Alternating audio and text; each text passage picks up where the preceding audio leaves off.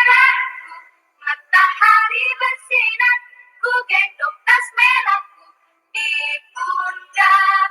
Selamat pagi semua, ku nantikan dirimu di depan kelasku, menantikan kami. Guruku tersayang, guru tercinta, tanpamu apa jadinya aku? Tak bisa baca tulis, mengerti banyak hal. Guruku, terima kasihku.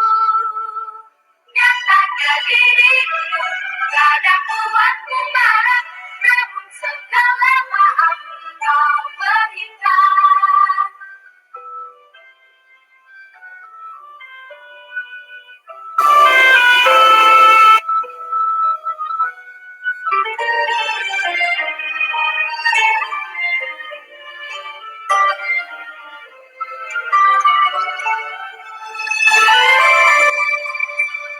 Selamat pagi semua, ku nantikan dirimu di depan kelasku, menantikan kami. Guruku tersayang, cinta tanpamu apa jadinya aku? Tak bisa baca tulis, mengerti banyak hal. Guruku, terima kasihku. Nyatakan diriku, kadang buatku marah, namun segala maaf kau berikan. Guruku tersayang, guru tercinta, tanpamu apa jadinya aku? Tak bisa baca tulis, mengerti banyak hal. Guruku, terima kasihku. Guruku tersayang, guru tercinta, tanpamu apa jadinya aku? Tak bisa baca tulis, mengerti banyak hal. Guruku, terima kasihku.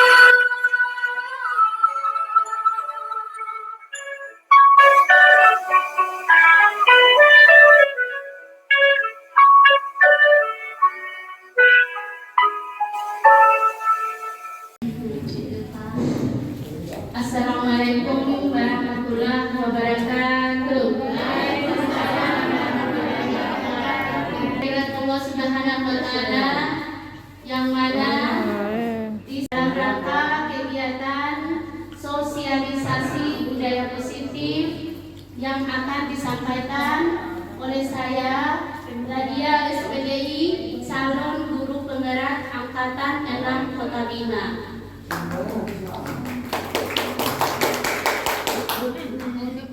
Ya, yang saya hormati Bapak Kepala Sekolah, Bapak Wakasek Kesiswaan, Kurikulum, serta Bapak Ibu Guru dan seluruh staf dan jajaran SMP Negeri 11 Kota Bina. Sampaikan kepada junjungan kita Nabi besar Muhammad SAW, karena atas beliaulah kita bisa berada atau kita bisa seperti ini. Di materi budaya positif ini, kami akan membahas ataupun topik daripada sosialisasi kami hari ini. Yang pertama adalah disiplin positif dan nilai-nilai kebajikan universal. 2. Teori motivasi, hukuman, penghargaan, restitusi. 3. Keyakinan keras. Yang keempat, kebutuhan dasar manusia dan dunia berkualitas. Kelima, restitusi 5 posisi kontrol manusia. Dan keenam, restitusi segitiga restitusi. Itu yang akan kami bahas berkaitan dengan disiplin positif Bapak Ibu Guru.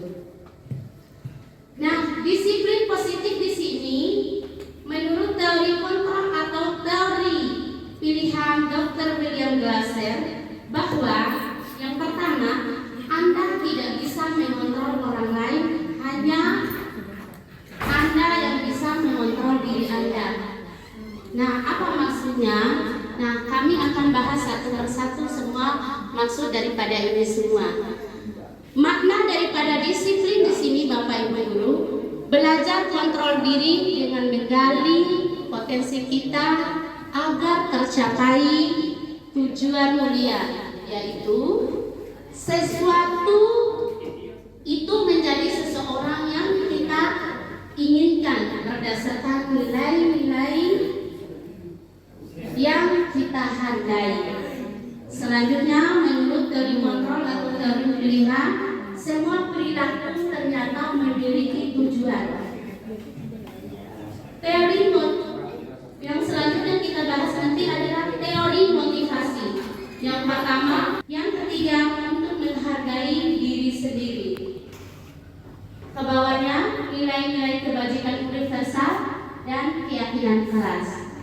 Selanjutnya, modal berpikir menang-menang pilihan baru. Nah, kebawahnya nanti kita akan bahas bersama 5 posisi kontrol. Yang pertama, penghukum. Kedua, pembuat rasa bersalah. Yang ketiga, teman. Yang keempat, pemantau. Dan yang terakhir nanti kita akan membahas tentang manajer. Nah, di sini juga ada kaitannya dengan segitiga restitusi, menstabilkan identitas, validasi kebutuhan, dan menanyakan keyakinan. Selanjutnya Bapak Ibu, teori kontrol atau teori pilihan William itu nanti akan membahas tentang realitas atau kebutuhan kita berbeda. Kita akan berusaha memahami pandangan orang lain tentang dunia. Setiap orang memiliki gambaran yang berbeda. Nah, nanti juga kita akan bahas tentang 5 kebutuhan dasar manusia. Yang pertama, bertahan hidup, penguasaan, kasih sayang dan rasa aman, kesenangan, dan kebebasan. Mari kita bahas satu persatu daripada teori positif ini atau disiplin positif ini. Yang pertama, apakah makna disiplin Bapak Ibu Guru? Ternyata makna disiplin berasal dari bahasa Latin, disiplina yang artinya belajar. Makna asal dari kata berkonotasi dengan disiplin diri dari murid-murid Sokrates dan Plato. Disiplin diri membuat orang menggali potensinya menuju sebuah tujuan apa yang dia hargai. Namun dalam budaya kita, makna kata disiplin telah berubah menjadi sesuatu yang dilakukan seseorang pada orang lain untuk mendapatkan kepatuhan. Kecenderungan umum adalah menghubungkan kata disiplin dengan ketidaknyamanan, bukan dengan apa yang kita hargai atau pencapaian suatu tujuan. Nah, apa aja sih nilai-nilai kebajikan universal? Nilai-nilai kebajikan universal adalah sifat-sifat positif manusia yang merupakan tujuan mulia yang ingin dicapai setiap individu. Nilai-nilai tersebut bersifat universal dan lintas bahasa, suku, bangsa, agama, maupun latar belakang. Nah, yang pertama, setiap perilaku atau perbuatan memiliki tujuan. Itu menurut Dr. William Glasser pada teori kontrol 1984. Yang kedua, dengan mengaitkan nilai-nilai kebajikan yang diyakini seseorang, maka motivasi intrinstiknya akan terbangun sehingga menggerakkan motivasi dari dalam untuk dapat mencapai tujuan yang diinginkan. Ini menurut Diana Glasser. Selanjutnya yang ketiga adalah nilai-nilai kebajikan yang ingin dicapai oleh setiap anak Indonesia. Kita kenal dengan profil pelajar Pancasila yang kita gaung-gaungkan pada pembelajaran kurikulum Merdeka Belajar ini atau yang dinamakan dengan P5. Yang mana di situ adalah beriman bertakwa kepada Tuhan Yang Maha Esa. Nah, di sini kita guru dituntut untuk membimbing siswa untuk menjadi siswa yang beriman, siswa yang bertakwa kepada Tuhan Yang Maha Esa dengan cara sudah belajar, mengajak mereka sholat tepat waktu, saling menghargai, sopan santun, itu semua sudah termasuk dalam kategori beriman dan bertakwa. Terus mandiri, setiap kita termasuk anak, terutama anak-anak, kita menuntut mereka agar selalu mandiri dalam segala hal. Bernalar kritis, tentu di sini juga kurikulum sekarang menyarankan kepada guru untuk mendidik anak-anak kita agar selalu bernalar kritis, berkomitmen global, dan selanjutnya bergotong royong. Nah, alhamdulillah bergotong royongnya kita SMP 11 luar biasa sekali, kolaborasinya luar biasa, dan alhamdulillah pagi-pagi kita juga sudah melaksanakan gotong royong, sudah melaksanakan kebersihan kelas bersama-sama.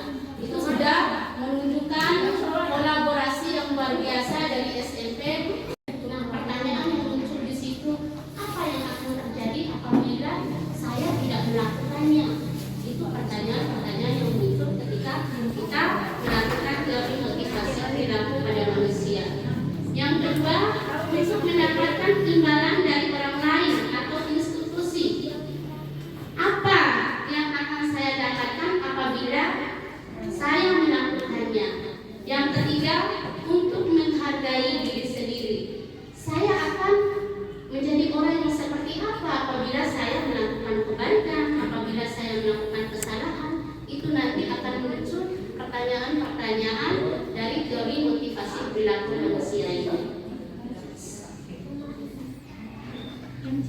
Nah, ini menurut Bapak hebatnya kita, Bapak Pendidikan Indonesia, yaitu Ki Hajar Dewantara, bahwa merdeka itu artinya tidak hanya terlepas dari perintah, akan tetapi juga cakap buat memerintah diri sendiri.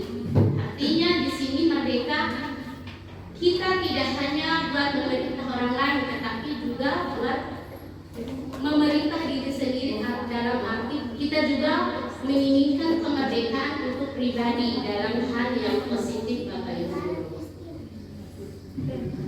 Nah, di sini di teori positif ini kita akan mempelajari perbedaan hukuman dan konsekuensi, Bapak Ibu. Nah, ternyata hukuman dan konsekuensi itu memiliki perbedaan. Hukuman itu sesuatu yang menyakitkan, harus terjadi, sedangkan konsekuensi itu sesuatu harus terjadi.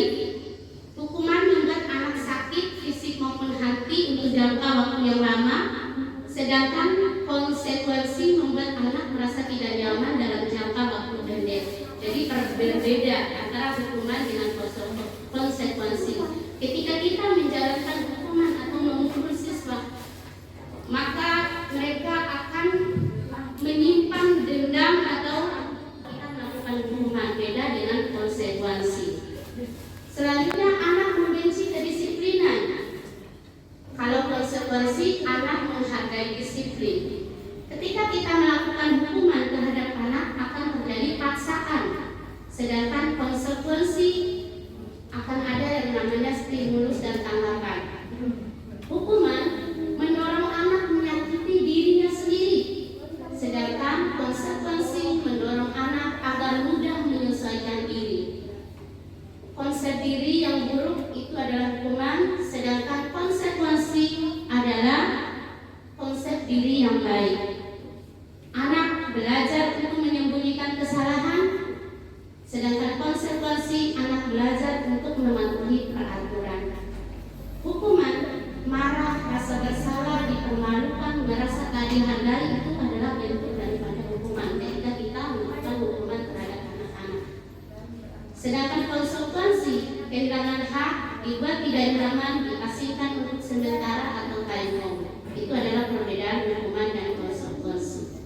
Sekarang kita akan membahas budaya positif yang berkaitan dengan hukuman, konsekuensi, dan restitusi. Nah, nanti yang akan kita lakukan untuk memecahkan masalah anak di sini adalah restitusi. Tapi sebelum itu kita akan membahas dulu 3 perbedaan hukuman, konsekuensi, dan restitusi.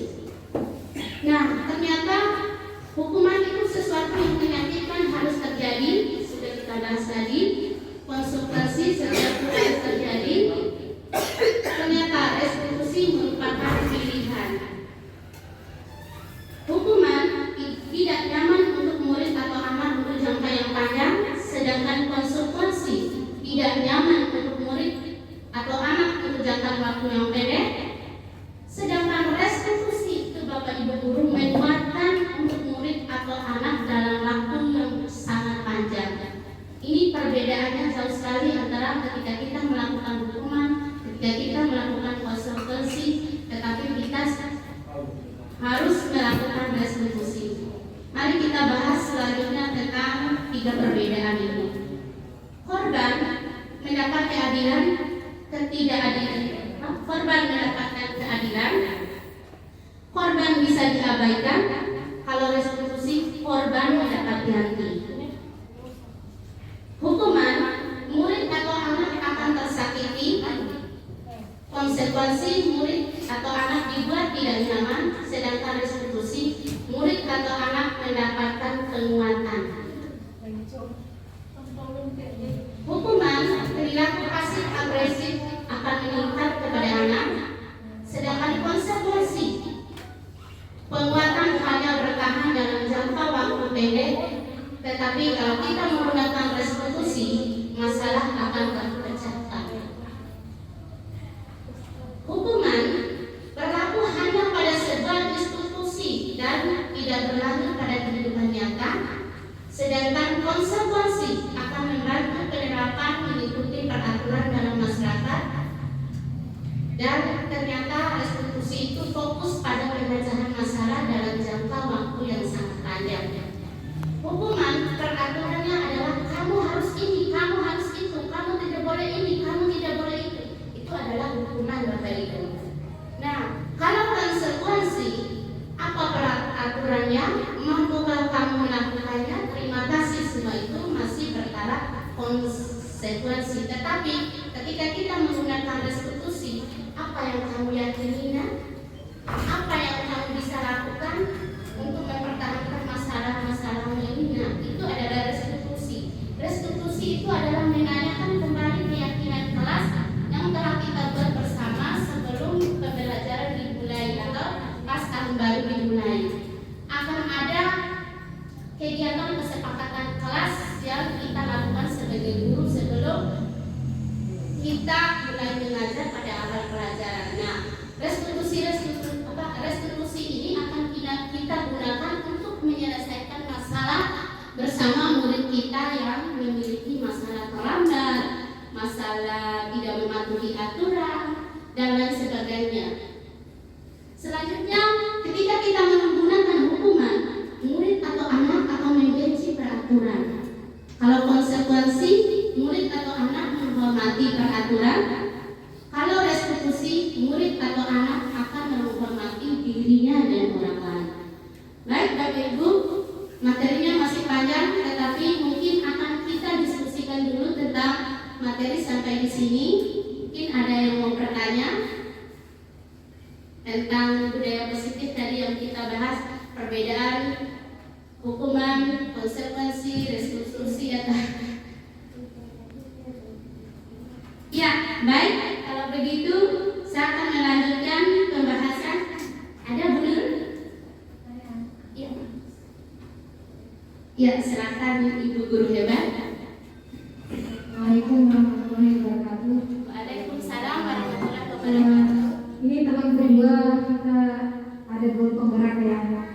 Ya, saya ingin bertanya kepada Bu Nadia, sejauh mana jejak perjalanan guru penggerak sebelumnya dengan Ibu Nadia dengan ilmu yang sama, restitusi. Apakah ada jejak-jejak kesepakatan kelas di kelas-kelas yang sudah dimasuki yang masih membekas? Karena pasti kan tadi udah disampaikan kalau restitusi dia sepanjang hayat tidak. Kalau hukuman kan hanya sebentar, anak-anak membenci seperti itu. Adakah jejak sebelumnya gitu ya dari guru penggerak sebelumnya yang melaksanakan dari restitusi ini ya? Terima kasih. Assalamualaikum warahmatullahi wabarakatuh. SMP Negeri 11 Kota Bima, yaitu dari Ibu Nurul Hikmah. Pertanyaan dari beliau, apakah ada jejak dari guru-guru penggerak sebelumnya? Ada Bapak Ibu. Karena budaya positif itu banyak sekali. Terutama yang sering atau yang sudah pernah saya lihat itu tentang budaya Bimanes yang sudah diterapkan oleh guru-guru penggerak sebelumnya. Itu, dan saya sudah pernah mendengar dari guru penggerak angkatan 3 dari Trikartika bahwa beliau telah membuat kesepakatan kelas dulu, dan saya sudah memasuki kelasnya. Beliau sudah menempel keyakinan kelasnya, kesepakatan kelasnya, termasuk dari restitusi itu semuanya sudah ada di CGP sebelumnya. Dan memang benar materi-materi ini sudah diterima oleh CGP sebelumnya, sehingga saya melihat ada batasnya, ada hal-hal positif yang sudah mereka terapkan, sampai sehingga saya mengikuti jejak-jejak orang-orang hebat sebelumnya. Makanya kenapa saya tertarik masuk di calon guru penerak ini, karena melihat gebrakan-gebrakan daripada guru-guru penerak sebelumnya. Dari kita tidak ada kegiatan apa-apa, ternyata setelah ada guru penerak ada yang namanya literasi. Dari sebelumnya intaknya hanya biasa-biasa aja ngomongnya, gurunya hanya guru aja yang ngomong, sekarang sudah siswa semua. Nah itu ternyata alhamdulillah gebrakan-gebrakan dari guru penerak tersebut.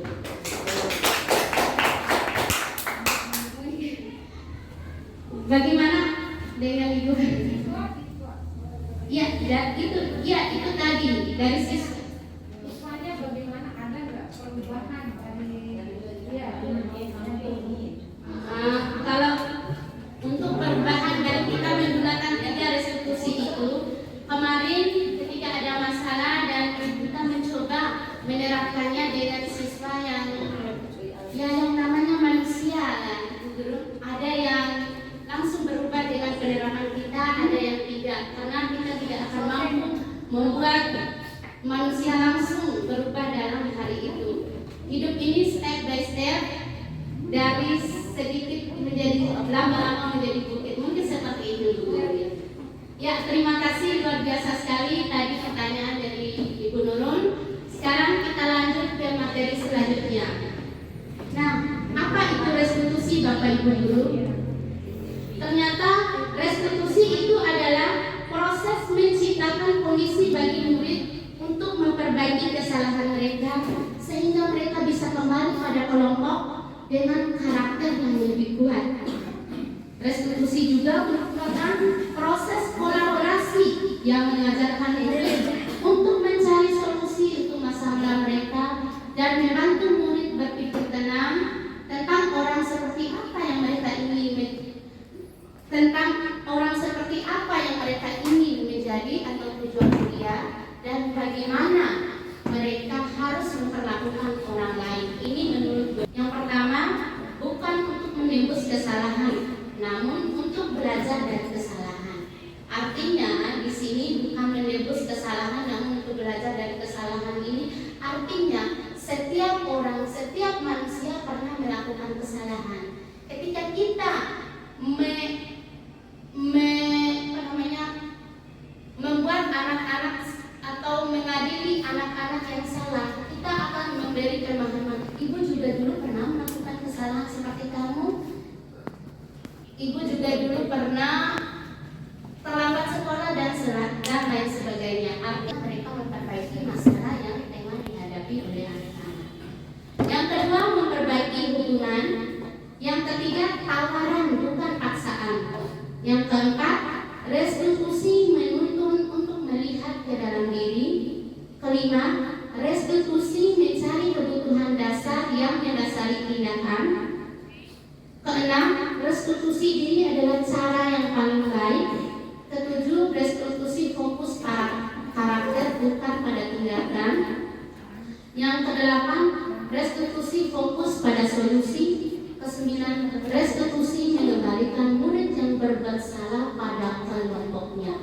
Artinya murid yang berbuat salah ini bagaimana kita mencarikan solusinya bersama, bagaimana permasalahan-permasalahan mereka ini mampu diatasi dan mampu ditanggungjawabkan. Dalam arti ketika ada anak yang terlambat datang sekolah, nah kenapa kamu tidak terlambat sekolah? Kenapa? Apa karena terus mungkin ada jawaban dari mereka karena terlambat bangun, Bu. Nah, bagaimana agar besok tidak terlambat bangun? Nah, bagaimana besok agar tidak terlambat bangun? Nah, cara-caranya agar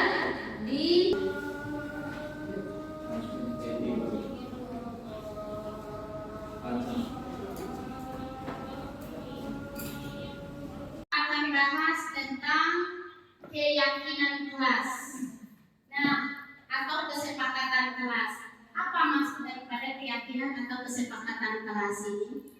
Keyakinan keyakinan kelas itu adalah keyakinan atau keyakinan kelas atau keyakinan sekolah yang telah dibuat bersama siswa di dalam kelas sebelum anak-anak belajar, atau mungkin bisa kita mulai besok atau lusa awalnya atau awal pembelajaran. Itu adalah kesepakatan kelas, yang mana kesepakatan kelas ini adalah hal-hal yang positif saja, tidak ada yang negatif. Hal-hal yang berkaitan dengan misalnya anak-anak nanti disuruh datang tepat waktu, mengucapkan salam, membaca doa sebelum dan sesudah belajar, itu semua adalah kesepakatan kelas. Dan sebenarnya semua itu telah dilakukan oleh guru dari zaman dulu. Sebenarnya cuman mungkin belum tahu tata aturannya bahwa itu adalah kesepakatan kelas atau keyakinan kelas. Nah, keyakinan kelas ini dibuat oleh seluruh siswa.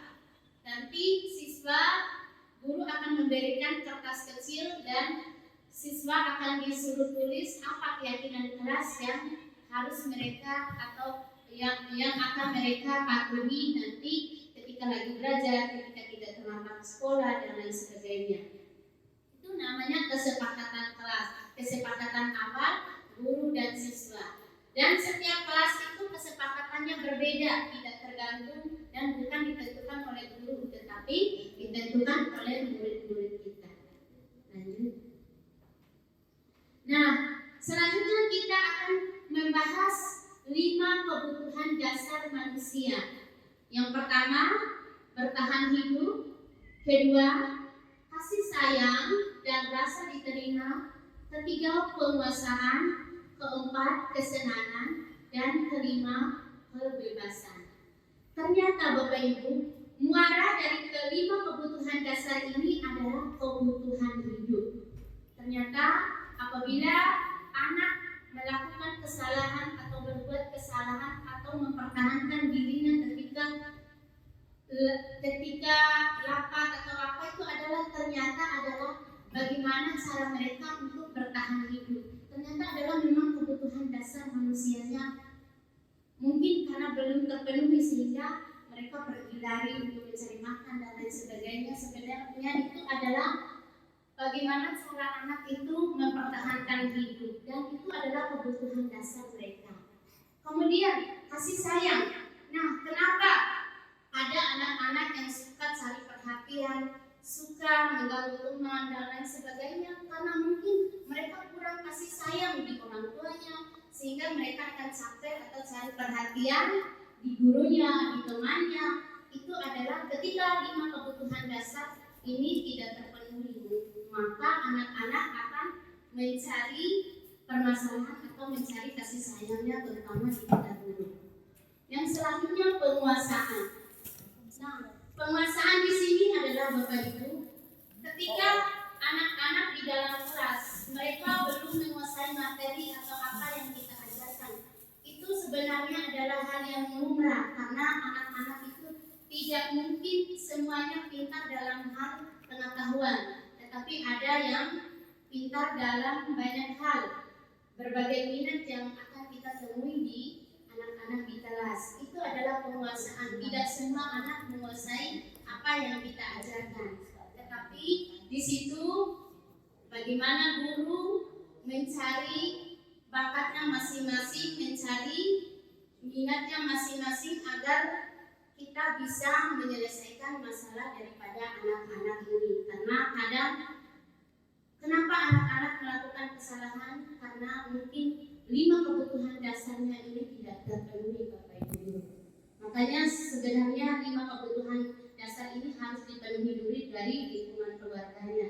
Tetapi kita ketahui bersama bahwa semua keluarga memiliki masalah dan berbagai masalah yang akan dihadapi, mungkin seperti itu. Nah, selanjutnya kita bahas 5 posisi kontrol. 5 posisi kontrol ini yang akan kita gunakan di dalam sekolah kita. Yang pertama, penghukum, tapi nanti kita bahas bersama. Yang kedua, pembuat orang merasa bersalah. Yang ketiga, teman. keempat pemantau, dan kelima manajer. Nah, Bapak Ibu, mudah-mudahan kita berada di posisi tenang dan pemantau. Tetapi alangkah lebih bagusnya ketika kita berada di posisi manajer. Yang pertama, mari kita bahas satu persatu tentang perbedaan penghukum, pembuat orang merasa bersalah, teman, pemantau, dan manajer. Di penghukum, guru menghardik, menunjuk-nunjuk, menyakiti, itu penghukum. Guru berkata, kalau kamu tidak melakukan, awas ya, rasakan. Nah, itu semua adalah penghukum. Hasilnya Bapak Ibu guru, siswa akan membentak, menyalahkan orang lain dan berbohong. Kaitan dengan dunia berkualitas, murid meletakkan gurunya di luar dunia berkualitas. Murid berkata, biarkan saja, nanti juga marah-marah lagi. Dampak pada murid, mengulangi kesalahan. Selanjutnya, membuat orang merasa bersalah.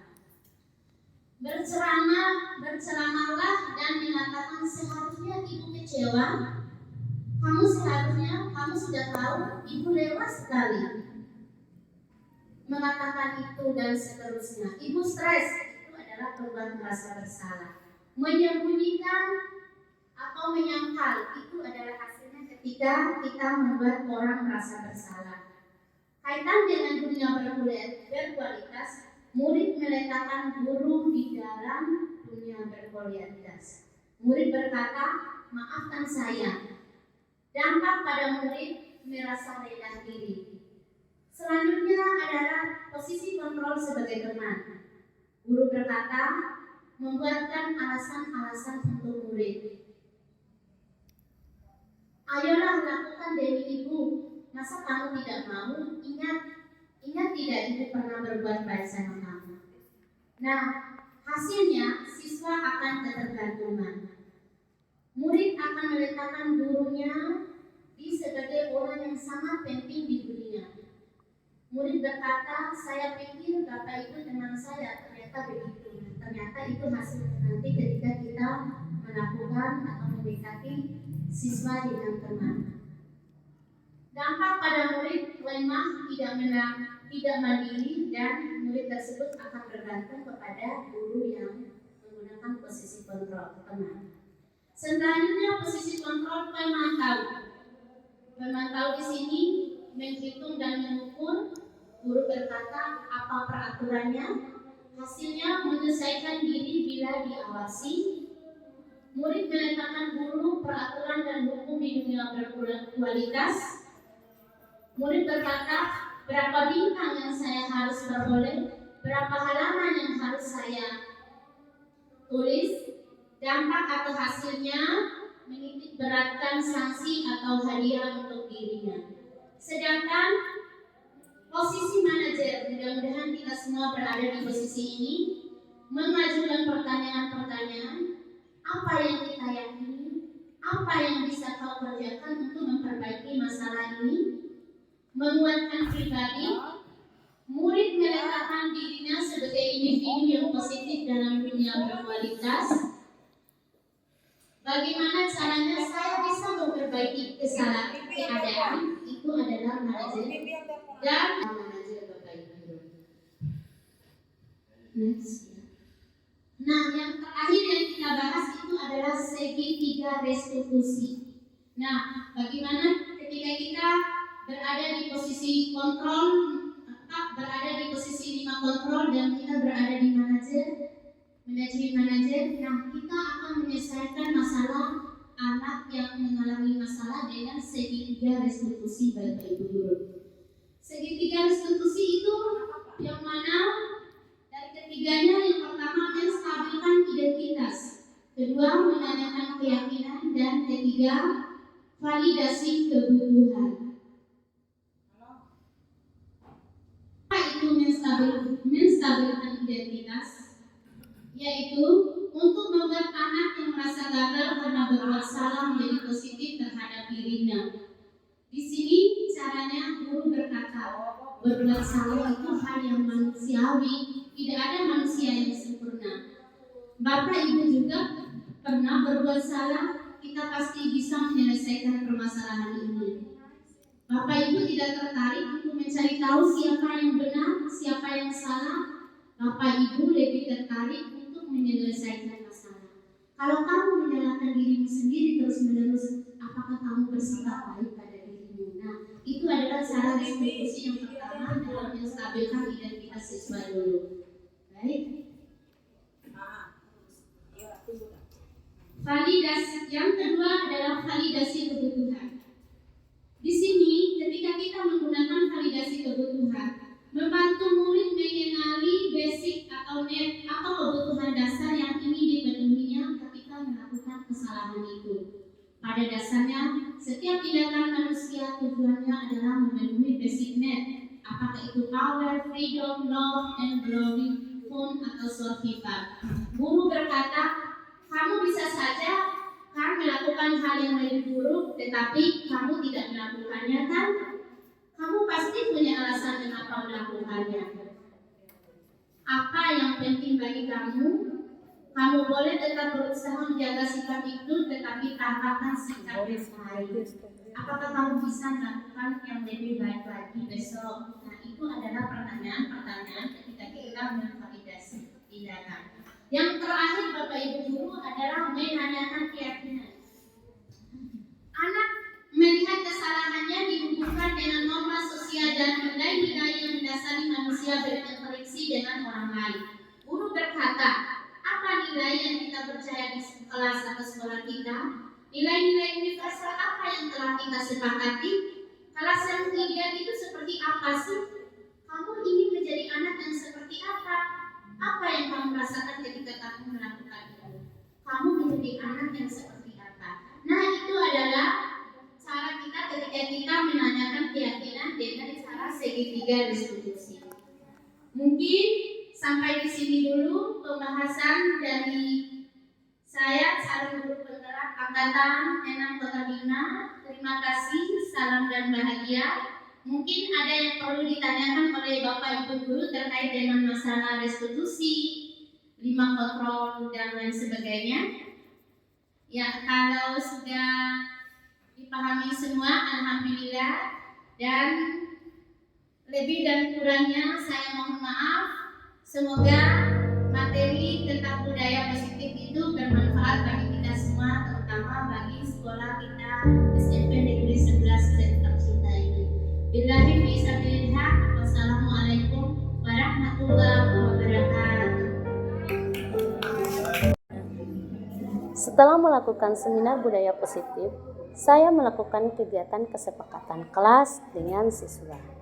Kegiatan berlangsung lancar dan siswa memahaminya. Siswa sangat antusias dengan kegiatan tersebut, membuat saya semakin bersemangat dan bahagia dalam mengajar.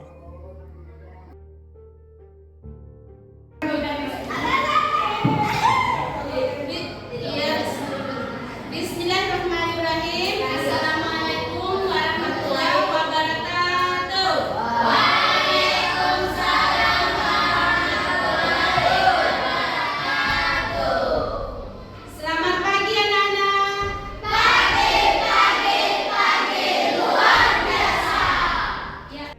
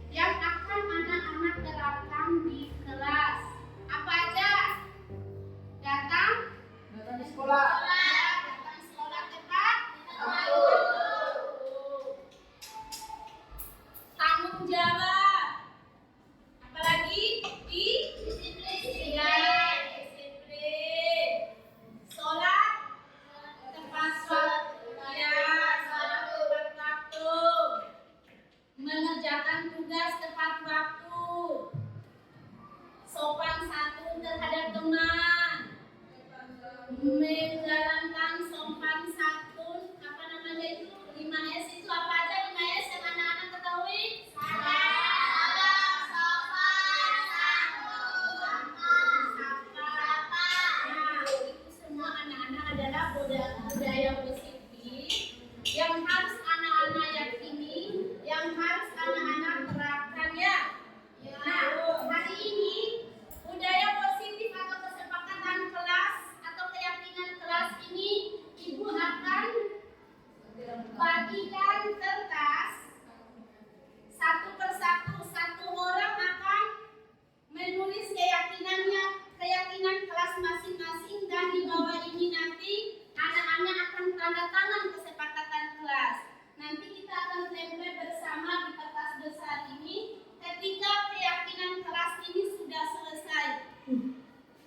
Nah, Ibu bagikan, nanti ditulis keyakinan kelas apa yang ingin anak-anak terapkan. Misalnya, Abang keyakinan kelasnya tanggung jawab, terus datang tepat waktu, terus segala macam.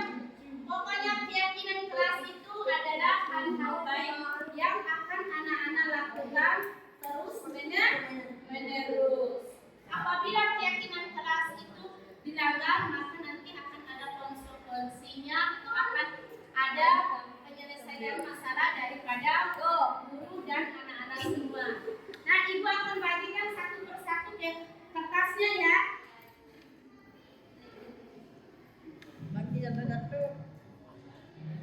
Nanti ditulisnya di bagian ini, karena bagian ini buat tempel ya.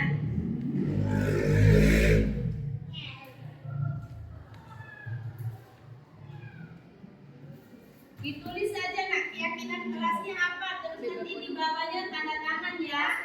Oke. Datang tepat waktu. Sholat tepat waktu itu adalah keyakinan kelas yang akan anak-anak tulis nanti di sini dan menjadi kesepakatan kita bersama. Membersihkan kelas, menghargai teman, menghargai guru. Ayo anak-anak, silakan tulis keyakinan kelasnya masing-masing ya.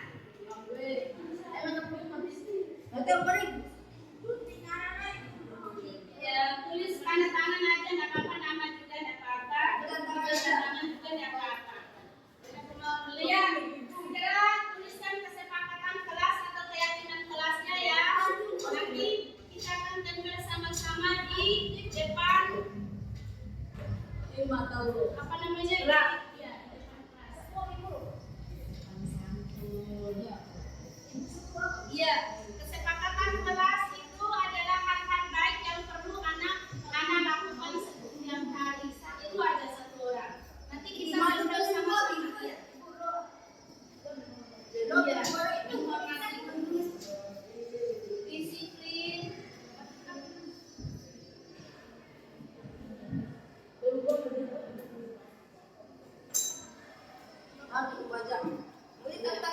Iya, tanda tangan. Nama Ibu? Iya, tidak apa-apa, nama juga. Tidak apa-apa, Ibu. Iya.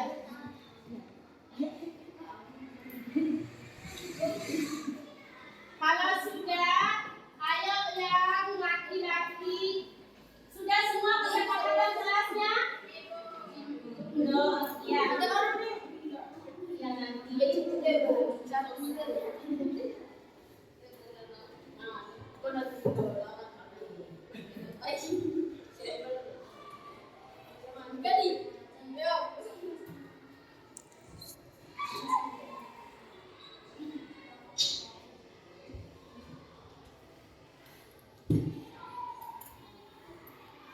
Sudah selesai?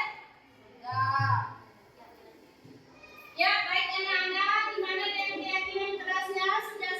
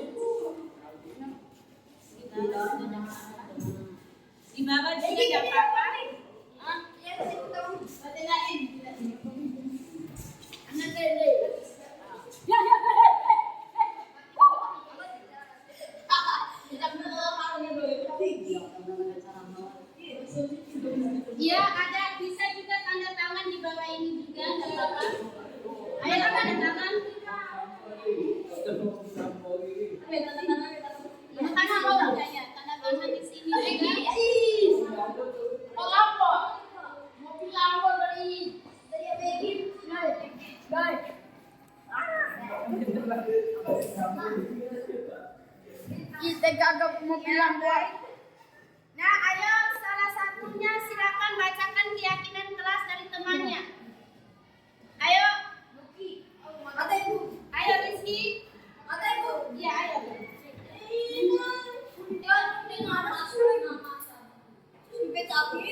Indah, Pak.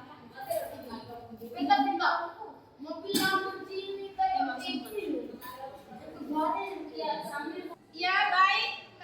Anak-anak datangnya Ibu, silakan anak-anak mendengarkan keyakinan kelas yang anak-anak buat akan dibaca oleh temannya. Ayo. Yang pertama apa? Saling menghormati sesama teman dan guru. Ya, ini dari ini keyakinan kelas yang ditulis oleh Rofia, saling menghormati sesama teman dan guru. Ya, luar biasa sekali keyakinan dari Rofia. Apalagi dari siapa lagi? Dari ini. Ya, dari abang sendiri. Ayo, apa keyakinan kelasnya? Sholat tepat waktu, membersihkan kelas, melaksanakan sopan santun. Iya, bagus sekali. Dari temannya yang di depan ini, dari Abang Fatin, sholat tepat waktu, membersihkan kelas, dan sopan santun. Ya, terima kasih ya. Siapa lagi yang mau masuk baca keyakinan kelasnya? Angkat tangan. Ye. Angkat tangan ya, sini. Tidak apa-apa, baca keyakinan temannya juga. Ibu, Ya.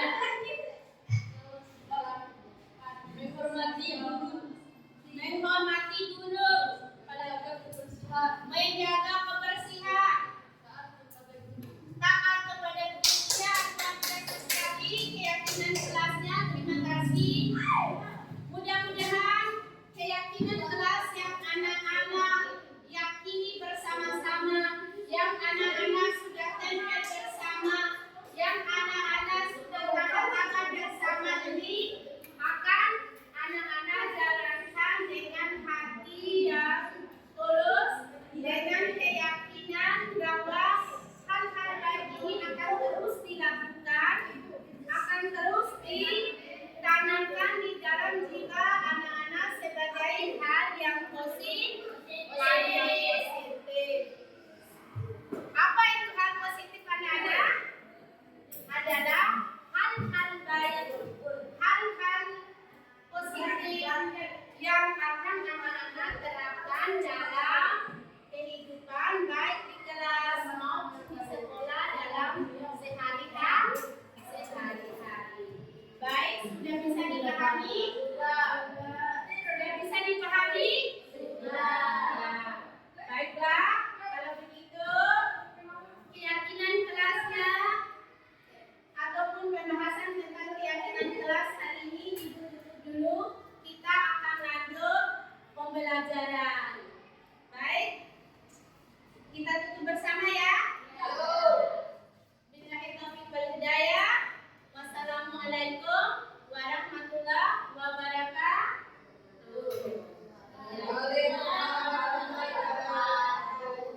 Baik, kita lanjut ke pembelajaran.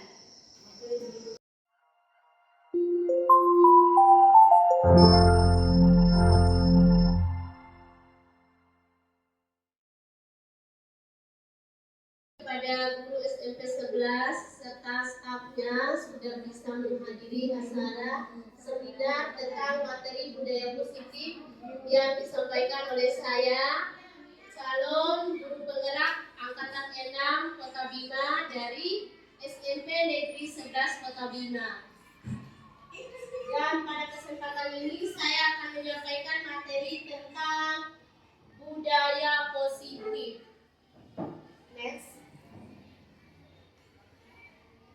Ya, tujuan daripada budaya positif ini adalah bagaimana kita mengenalkan konsep perubahan paradigma pembelajaran mengenai stimulus dan lain sebagainya yang akan dilakukan oleh kita. Banyak hal yang akan kita lakukan di pembelajaran budaya positif ini, termasuk daripada langkah-langkah restitusi dalam menangani di modul budaya positif ini yaitu yang pertama disiplin positif, teori kontrol, dan yang utama sekali yang perlu kita terapkan di sekolah itu adalah segitiga restitusi. Disiplin positif ini antara lain yaitu masuk sekolah tepat waktu dan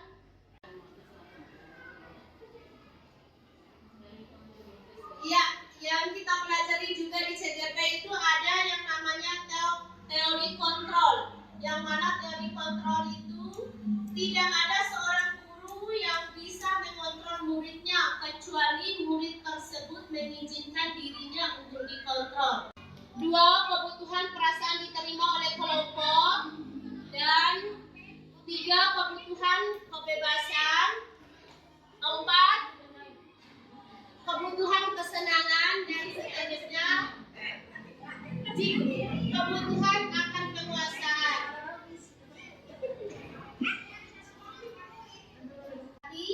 Dikarenakan sudah diyakini dari dalam diri masing-masing siswa bahwa nilai tersebut akan membawa kebaikan bersama. Nah, yang utama sekali yang dapat kita ambil atau yang bisa kita pelajari atau yang bisa kita terapkan di sekolah adalah bagaimana cara kita menggunakan segitiga restitusi. Ya, segitiga restitusi ini adalah proses menciptakan kondisi murid untuk memperbaiki kesalahan yang dapat kita atau kami pelajari dari segitiga restitusi ini. Nah, ini adalah cara-cara atau pertanyaan yang akan kita sampaikan sebagai guru kepada siswa untuk menyelesaikan permasalahannya. Yang pertama, nak ataupun kamu tentu punya alasan mengapa melakukan itu. Itu adalah pertanyaan-pertanyaan yang efektif untuk mendapatkan apa yang kamu butuhkan. Itu juga adalah pertanyaan-pertanyaan yang perlu kita sampaikan kepada siswa kita. Dan seterusnya. Segitiga restitusi ini adalah tindakan yang perlu ada di dalam diri guru. Validasi tindakan salah, menstabilkan identitas, dan menanyakan keyakinan. Itu semua adalah hal-hal yang perlu dilakukan oleh guru, baik oleh guru CGP maupun oleh guru-guru yang ada di seluruh Indonesia, terutama sekali di SMP Negeri 11 Kota Bima ini. Mungkin sampai di sini dulu materi yang dapat saya sampaikan sebagai CGP. Mudah-mudahan ada manfaatnya. Apabila ada yang salah, mohon dimaafkan. Tetapi apabila ada yang ingin perlu dipertanyakan, silakan ditanyakan. Di SMP 11 Kota Bima, alhamdulillah ya bisa menyebarkan ini dengan baik. Kemudian tadi dari apa yang disampaikan itu saya sangat tertarik dan saya awal sebenarnya itu juga bingung. Tadi ada di guru tidak boleh melakukan tindakan terhadap siswanya, tetapi siswa itu yang melakukan tindakan sendiri. Nah, itu bagaimana ya? Lalu yang mengontrol itu tidak boleh oleh guru, tetapi dikontrol oleh siswa itu. Bagaimana sih caranya?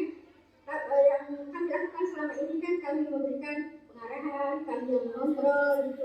Sampai di sini mohon penjelasannya bagian ya, bagaimana cara menerapkannya bahwa siswa tersebut itu yang melakukan mengontrol dirinya. Demikian, terima kasih. Assalamualaikum warahmatullahi wabarakatuh. Ya, pertanyaan yang luar biasa dari guru terbaik SMP 11 yaitu Ibu Siti Kartiningsi, yang mana pertanyaannya adalah bagaimana bisa guru mengontrol siswa sedangkan dalam teori itu siswa dia mengontrol teori bahwa manusia itu memiliki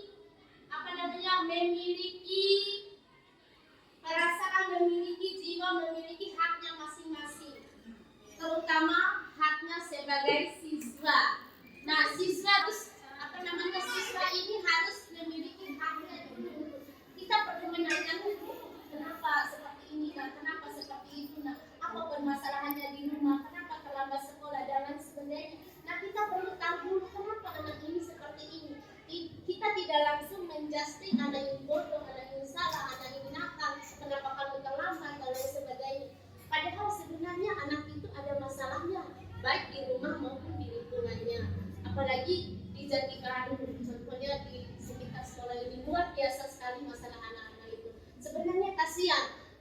hanya dibesarkan, ada dibesarkan oleh nenek, dibesarkan oleh dan lain sebagainya. Nah, itu adalah permasalahan awal yang timbul dari dalam pribadi anak-anak itu sebenarnya.